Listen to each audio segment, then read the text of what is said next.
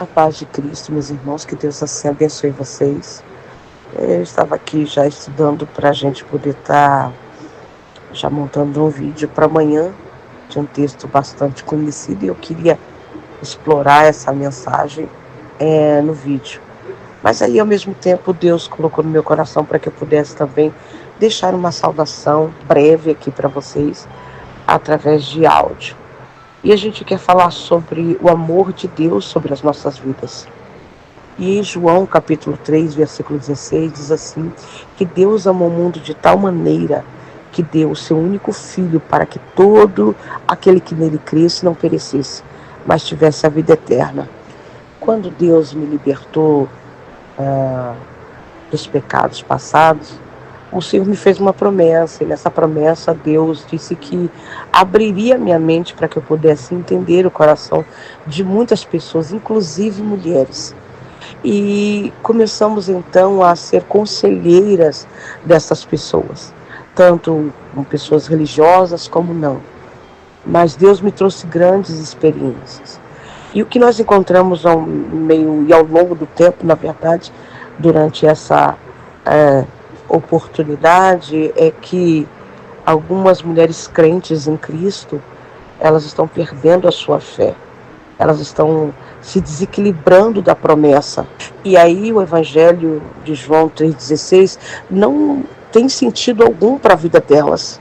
Porque Ageu, ele vai dizer no seu capítulo 2, versículo 9, que a glória dessa última casa seria maior do que a da primeira. Ele está se referindo ao novo habitat, que é o nosso corpo, o nosso intelecto em relação ao próprio Deus sobre a nossa vida. Ou seja, nós somos a casa, o habitat do Espírito Santo. Então, quando isso acontece, o Espírito de Deus habita em nós. E nós somos porta-voz de Deus, nós somos pessoas que estamos cheios dessa presença, e fomos curados para que possamos curar outras pessoas. Mas ao longo do tempo nós temos percebido de que pessoas têm tido muita frustração em relação a Deus.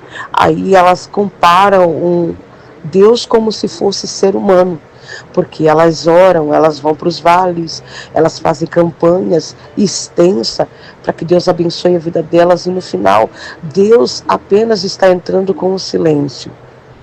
E por não discernir isso, então essas pessoas enfraquecem na sua fé. E algumas até desviam do caminho da presença de Deus. Mas a Bíblia diz no Evangelho de João, capítulo 13, versículo 7, o próprio Jesus dizendo que o que ele fazia, ou seja, o que eu faço não sabes você agora, ou tu agora, mas saberás depois. E em Provérbios, capítulo 4, versículo 23, diz assim que devemos guardar o nosso coração, porque é dele que procede a fonte da vida. Se o meu coração não estiver arraigado na palavra, convicto na salvação, mesmo no silêncio de Deus, eu vou dar prioridade para que a casa esteja vazia e para que um inquilino estranho possa entrar por ele. Alguém que não foi convidado. E então ele se apropria daquilo que não lhe pertence e te induz a sair da promessa. E uma vez quando isso acontece, o homem escorrega dos pés da cruz. O homem esquece da ressurreição, porque o inimigo ele tenta de todas as formas para tentar nos afastar de Deus e também tentar nos tirar da promessa celestial, porque ele sabe que para ele não há perdão. Mas para nós que estávamos perdidos, para nós que éramos culpados, Jesus decidiu se entregar na cruz do Calvário e dar acesso direto ao céu através da sua morte e também do véu que se rasgou de cima a baixo. Por isso, não acredite no que o diabo diz. Não acredite nele. A sua vida é exclusivamente de Deus. E como prova disso, você deita, você dorme, e quando você acorda, a resposta de Deus está na palavra vida. E se houver vida, ou seja, e se há vida, ainda há uma promessa. E se há uma promessa, a esperança te acompanha. Por isso, não desista, porque maior é o que está em você do que o que está no mundo. Que Deus abençoe e que essa palavra possa mudar a tua vida no dia de hoje.